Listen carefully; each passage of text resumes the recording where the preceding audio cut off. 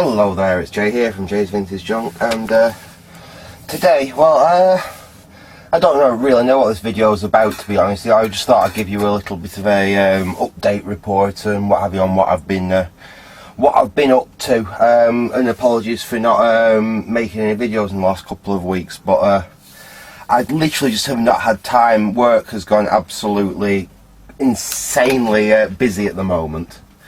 I've got various projects on. Basically, I'm sure I've actually taken on too much work at the moment. A friend of mine's out of the country for a few weeks, for about another month yet, and I'm helping look after his restaurant while he's out of the country. So that's taking up quite a bit of my time. It's a long time since I've worked in that kind of industry, so there's a lot of getting used to again. I haven't pulled a pint in probably nearly 10 years, and first thing I had to do there was help out behind the bar and start pulling pints. So yeah, that was good fun. That was going back to my youth a little bit, and helping out in the kitchens. And then the delivery driver was involved in a car crash. Fortunately, he's all right. He wasn't the driver, actually; he was a passenger. But he bashed his leg up, and I ended up having to do deliveries for a couple of nights while they got someone else sorted out. So yeah, I've been ridiculously busy. I took a little project on for a neighbour of one of my friends. They wanted some new kitchen tiles laying in the kitchen, obviously, and I was just meant to be replacing some cracked tiles and tidying a few little bits up in the kitchen for them. And one thing led to another, and we discovered that the kitchen tiles had cracked because the entire floor underneath them had actually started to rot away.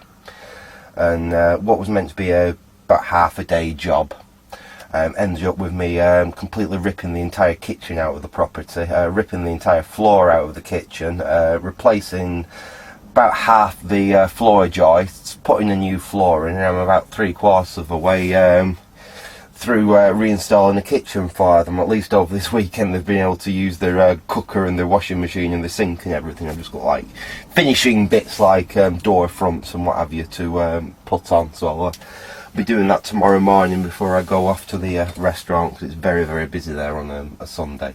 So as you can see, over the last couple of weeks I've really not had much time to make any videos. Coupled with the fact I had a little bit of an accident. Now, I don't know if you know this or not, but I don't do a lot of video editing. Like I say, it's something I used to do for a previous employer of mine. I used to work in that industry, and it doesn't really interest me that much. I just bash them together as quick and easily as I can. And I've always, well, for the last couple of years, I've used an old laptop that I picked up off eBay, dirt cheap. It's quite a decent laptop.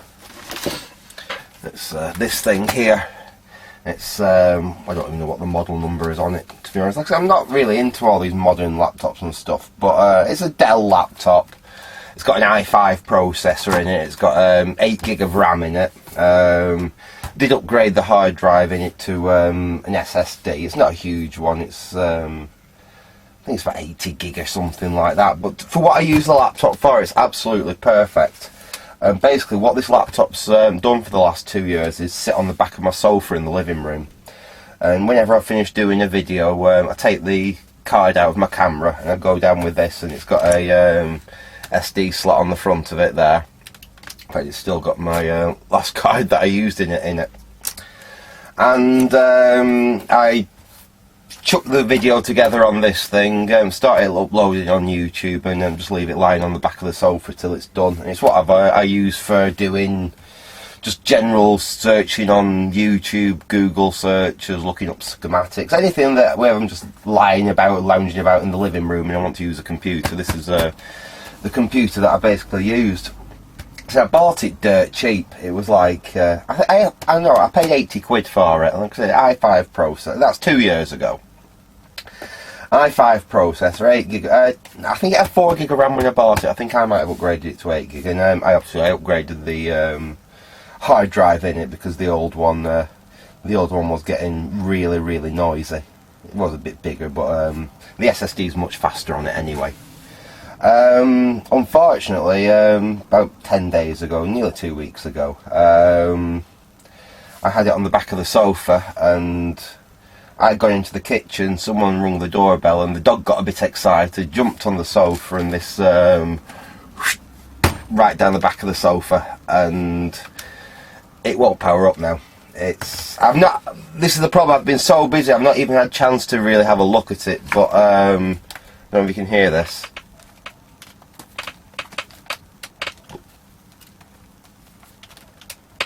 I don't know if you can pick that up on camera, but there's something rattling around inside it now, dropping in and out. So you plug power onto it and the power light comes on, but you press the power light, so you press the power button, it flicks on for a second, the screen does nothing, and then it flicks back off again. So yeah, it's done some damage to it. Fortunately, I think the data's good inside still. Like I said, it's on SSD, it's not on a old conventional hard drive, so hopefully what I've got on there, not that there's anything majorly important, just some downloads and stuff. Mostly emulator stuff, actually, I think, that's on that hard drive.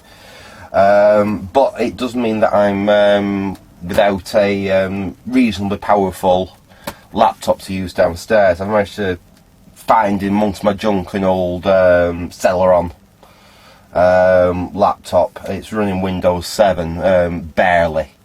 It's just about usable enough to get online with, but pretty much nothing else. So I can't really edit videos on it or anything.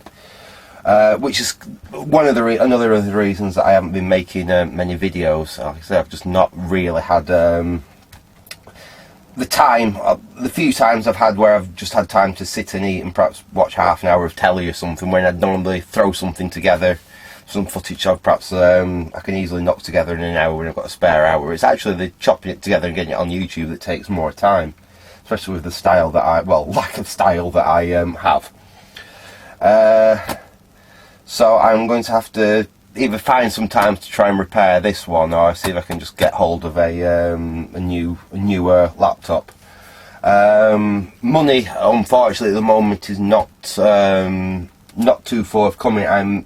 One of the reasons why I'm working so hard at the moment is because I'm trying to save up so I can go and see my girlfriend. Some of you may know my girlfriend lives in China, so it's not as though I can just nip on the bus to go and see her. It's quite a long trip, and I usually go out there for perhaps a month or 6 weeks or something like that at a time, and it is quite expensive. So I would really like to go and see her before the end of summer, because she's coming over to the UK, hopefully this Christmas. But like I said, I'd like to go and see her before then, and pop over, like I said, end of summer. It's a little bit balmy hot for me over there at the moment. End of summer is not too bad. Quite like it over there at that time of year anyway. So yeah, another reason why I've been mad busy. But anyway, I thought what I might do in this video, one thing that's happened over this time, another slight minor disaster, is my old faithful's died. This is one of the Maplin cheapo soldering stations. I think this is actually the second one I had. I had one about 4 years ago. I bought my first one, perhaps 5 years ago, and it lasted a couple of years, and then the handpiece went, the element went in it, and you can't get spare, at least you couldn't, I don't know, I'll have a look on eBay maybe, but you couldn't get spare parts for that. So I actually quite like the iron. It's not too bad for a dirt cheap. I think it was like 20 quid or something like that from Maplin's. It did the job quite amicably for it, and there was a reasonably decent selection of tips for it, which I thought was quite nice. Got hot enough to even do almost anything I really needed. Even when I'm working on valve stuff and doing point-to-point wiring on them, this has got enough heat, it's got enough power to do it.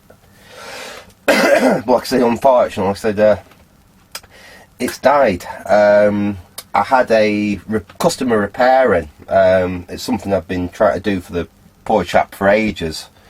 And it was a Pioneer, the R909, massive, big. I've got the R606, its baby brother myself.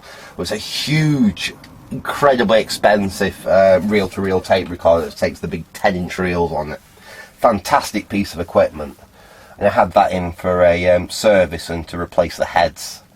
And I'd serviced it a while back and lubed it all up and done everything it needed to do, but the heads were shot on it, and the guy actually paid to have some imported from America, and they're incredibly expensive. I don't think there was much change from £500 for the set of 3 heads for it. And they finally arrived, and I said I'd get them fitted as soon as possible, and I had like about half a day where I had nothing else on. I desperately wanted to get these heads in this machine for him so he could pick it up. And yeah, Old Faithful died on me.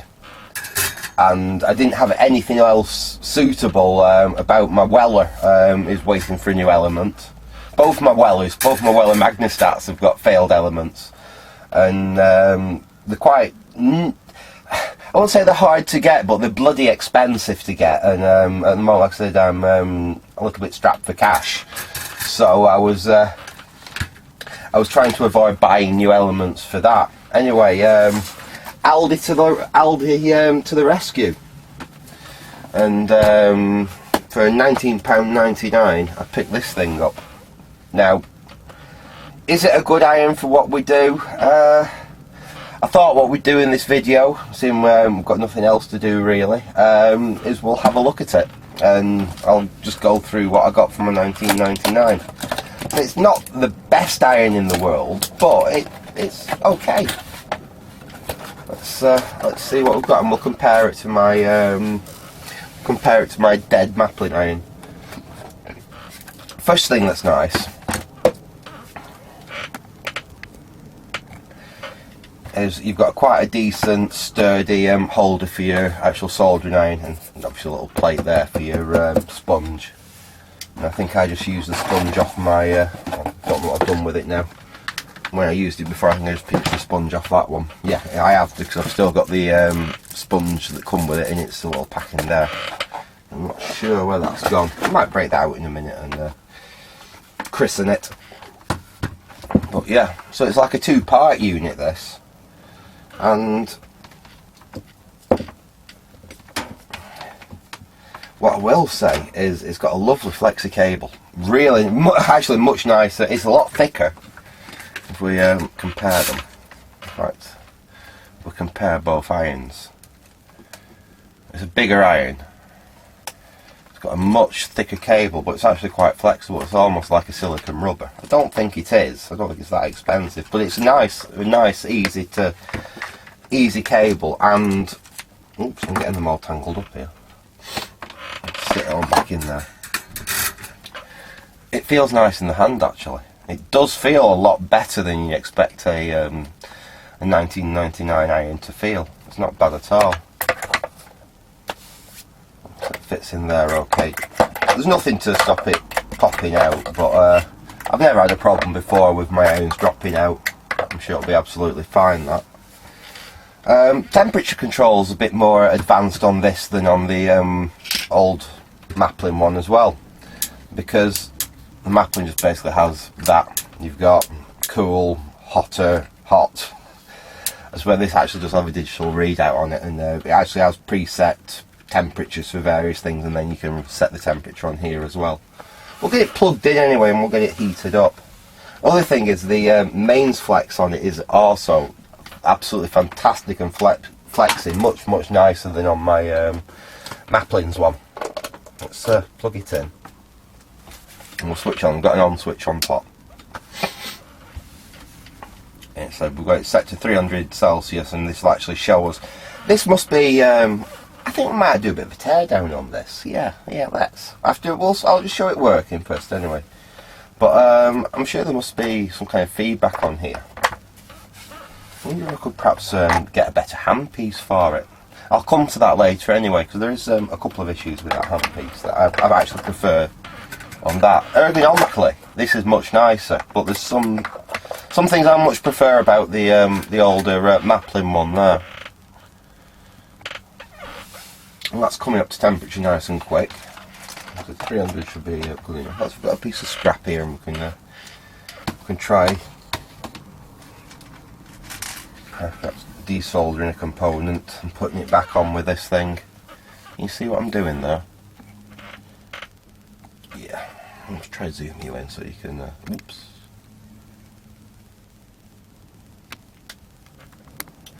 There we go. Right, now let's have a look. What shall we do? We've got a nice capacitor there.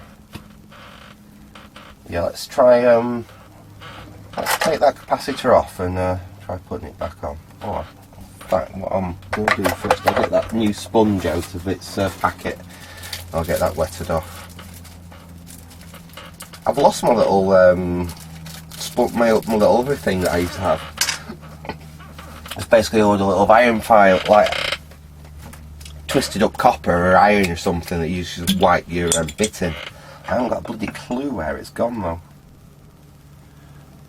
Annoying, because I used to quite like that thing rather than a sponge. The sponge does cool your iron down a little bit as well. That thing didn't. Excuse me, you have to excuse me then. I've got a bit of a tickle in my throat. Anyway, so we've got a sponge, so we can give that a clean off. Try tinning it up. It tins up nicely enough. I don't really like the bit on it though. It's like a conical bit like that. I'm not a big fan of it. But they do other bits. You get a massive chisel bit with it. I'll show you that in a minute. Another of these conical bits, but you can get a like a flat-sided bit as well. I've found them on eBay and they're like £2. So I might get one of them. I'll try going up a little bit on the temperature. I think I'd rather it a bit hotter than that. Up to 370. That feels better. What's going up now?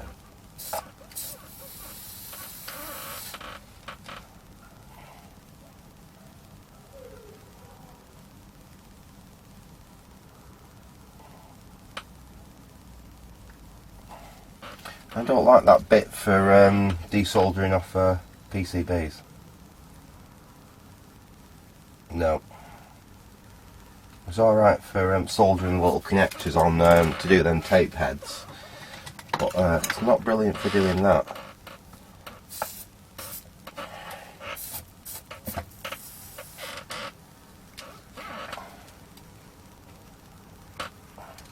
It's nice and hot that though. Comes the temperature nice and quick anyway. Let's try using it to suck these.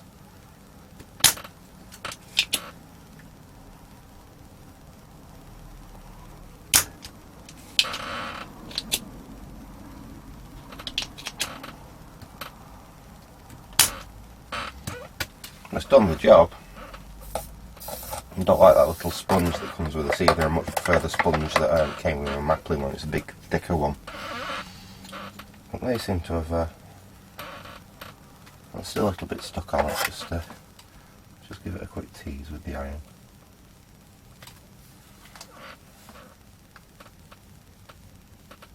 Come on.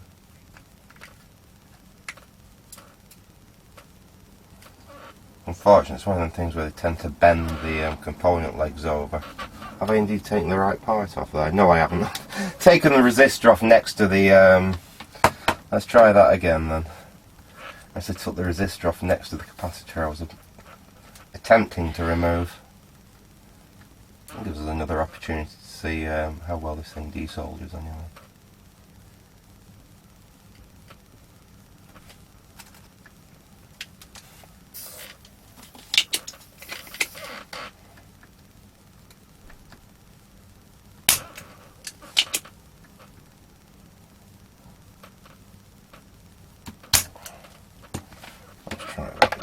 See if we can get that capacitor off there. No, come on, don't be stubborn.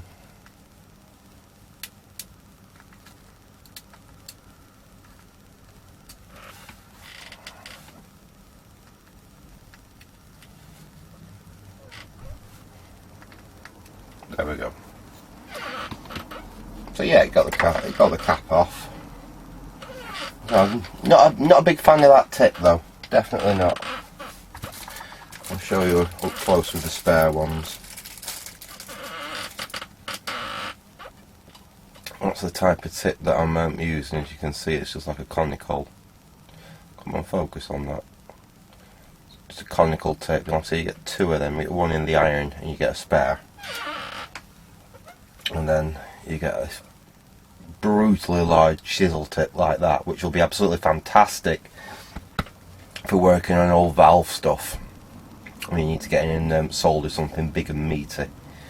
But it might be quite useful for desoldering. In fact, it might be quite useful for desoldering, like perhaps dip packages or something like that. I might have to have a go at that actually, see if it's any good for that.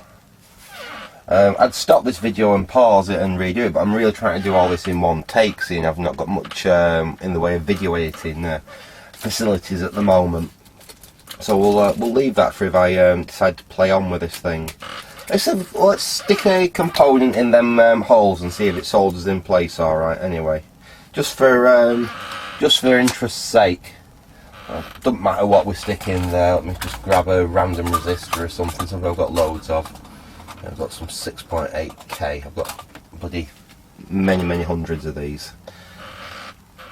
So it's just as though we were actually using it to do a repair, you know. Doesn't matter we're putting a resistor where a capacitor was be. We're only experimenting.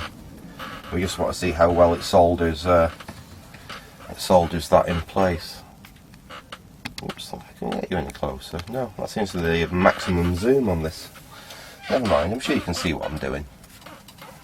What I could do is just oops, there we go. Move it forwards a little bit like that anyway. So yeah, right. I'll put a resistor in there. Let's see how easy it is to solder it using this iron.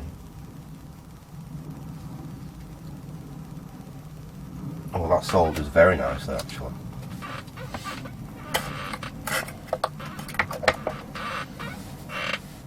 I'm quite impressed with that. No. Yeah, I did a good enough job there. Let's trim them legs. And look at that solder joint properly then. Wow.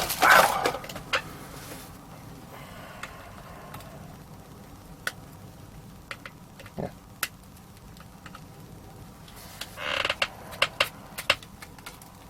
There we go. They don't do a bad job. There's a bit of dross there from when we desoldered the other one. Obviously, if this was something proper, we'd clean that off, but it's just a scrap board out of my scrap board box. I'll throw that there as well. So yeah, it does. It seems to work alright, but I thought we'd have a switch off. We won't touch the handpiece, that's going to be bloody hot. Well, that's the other thing that I'll say I don't like about it, especially the handpiece. That's like my old maplin one. If you want to change the tip on this, oops, where are we? There we are. All you do, you unscrew that. It's a bit gummed up, but pull the tip out, put your new one in, screw it down, and that's it. Tip's changed. On this thing, you don't do that. The tip,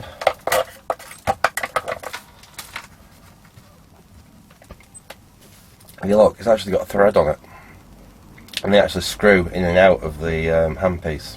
Well, I can't say I particularly like that idea. I much prefer, like I said, the one on the maplin one, because how long before that thread in there starts to get a bit manky, and then your bit's always going to be loose in the end, and you're never going to be able to get it really tight, and then you're going to end up gronching on it like that with pliers and damaging the thing here. So yeah, that's one criticism I've got of this handpiece.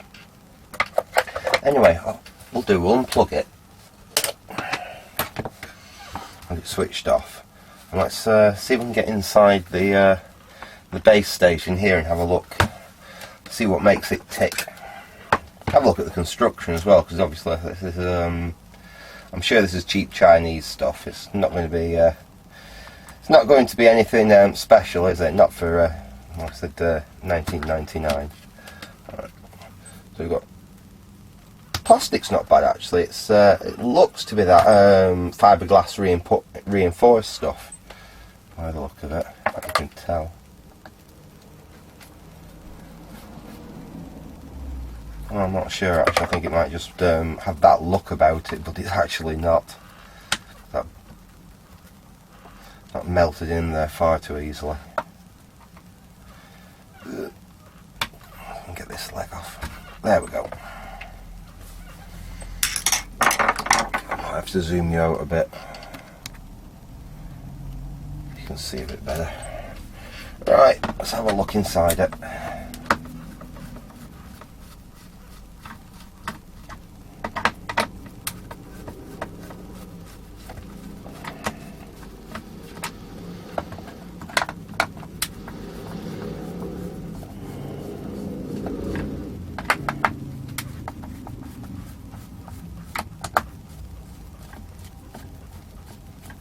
There we go.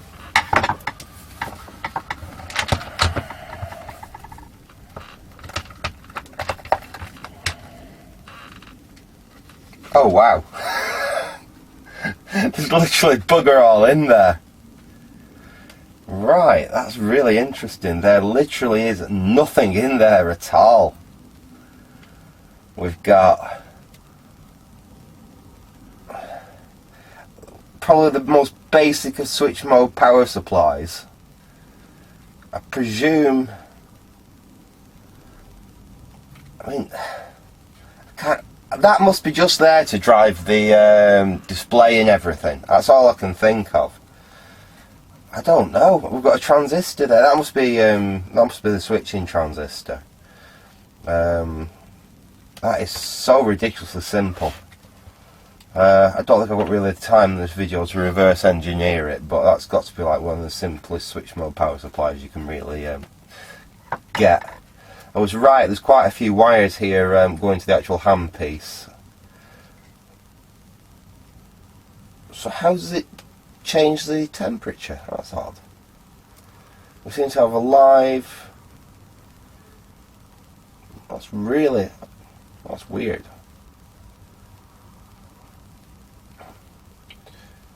Somehow it must use that switching transformer there, and this switch mode power supply must somehow chop the voltage up and use that to drop the voltage to the handpiece.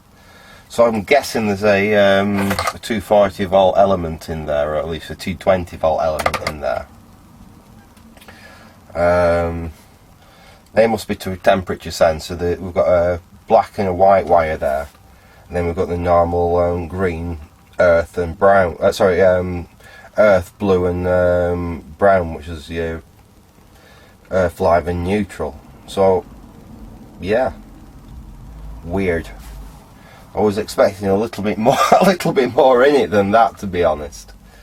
That probably does limit us changing this handpiece though. If it ran on like 48 volts or something like that, there's plenty of handpieces out there we could have possibly seen whether we could have bodged into this thing, but it looks like we are set with what we've got. I think what I might do is order some of them slightly better bits from off eBay. I see them, they're only like, I'm sure it was like £2.50. That might have even been for two of them. I was expecting to find at least a little bit more control electronics in there than that. Bloody hell, that really is so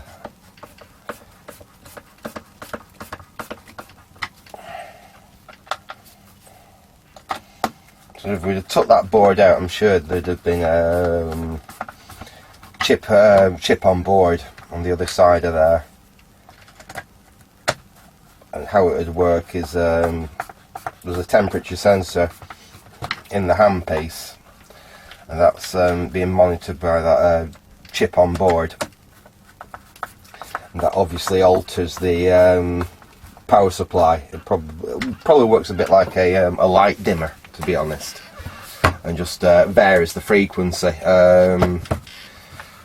in relation to what temperature it needs to be set at. That's how I'm guessing it's working anyway, because you know, see, there's no transformer in there. There doesn't even seem to be a triac or anything in there. Certainly can't see one. It's that bloody simple.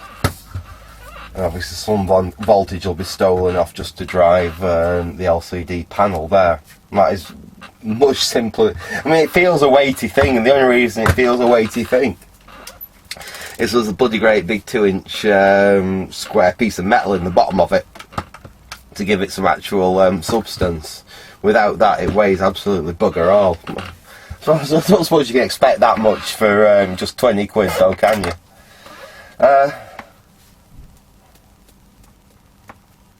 It's still a bit warm, but it's passable. Let's have a... That's too big. Let's see what we've got that's a bit smaller.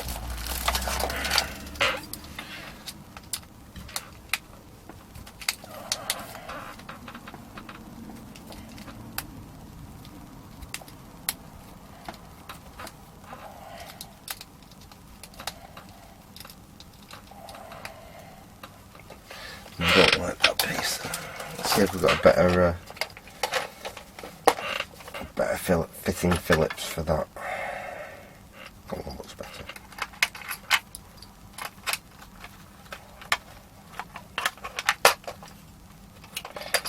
Come out, you bugger.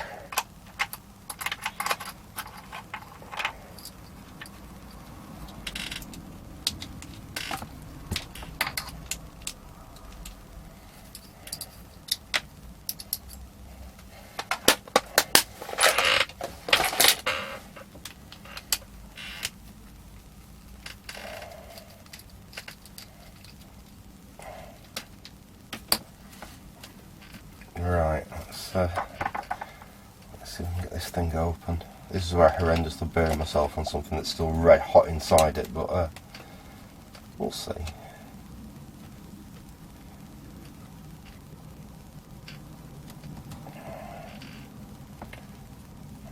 Doesn't seem to be too cooperative for coming apart.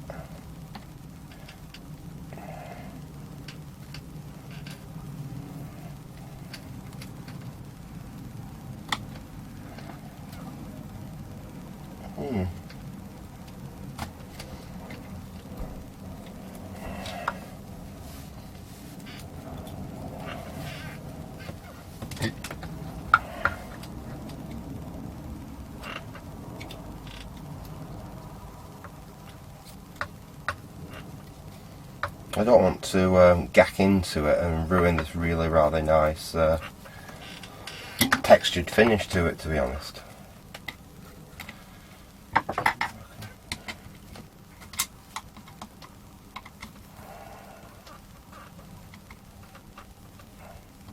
I was hoping it just pop down there and we'll get into it, but I don't want to ruin it, to be honest.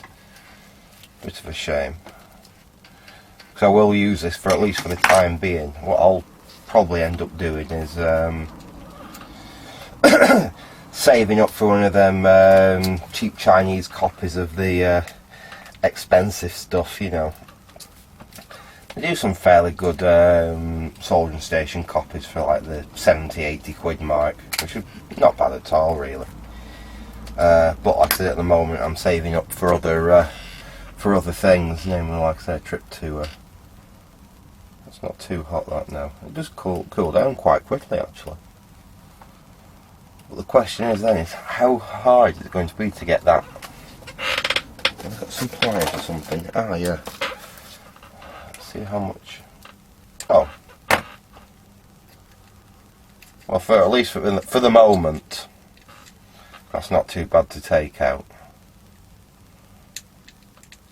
We'll have to see how that goes. I may actually, next time I do get a chance to do a video or something, like I say, it may have to wait until I can sort another laptop out, because I just don't have the time to sit in my office at my office PC, even though it's a more powerful computer. You know, it's i7 and got all the bells and whistles on it. I don't have the time at the moment to just sit in my office and edit it up. Plus, the software that I did use for my video editing is on that laptop. It is software I've had to pay for. I can't remember what the license key is to download it and reinstall it. Bit of a pain really, and where I've got all that information wrote down is on that laptop. And like I said, I don't literally have the time at the moment to delve into the laptop, even to extract its hard drive and extract data that way.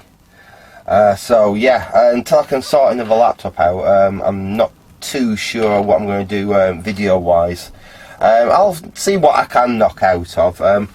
That's one of the reasons why I haven't done the next part in the Sega Master System repair. Obviously when I'm doing a video like that, I do have to keep stopping and starting the video, and I've just got absolutely no way of stringing it all together in an effective way at the moment and making a video out of it.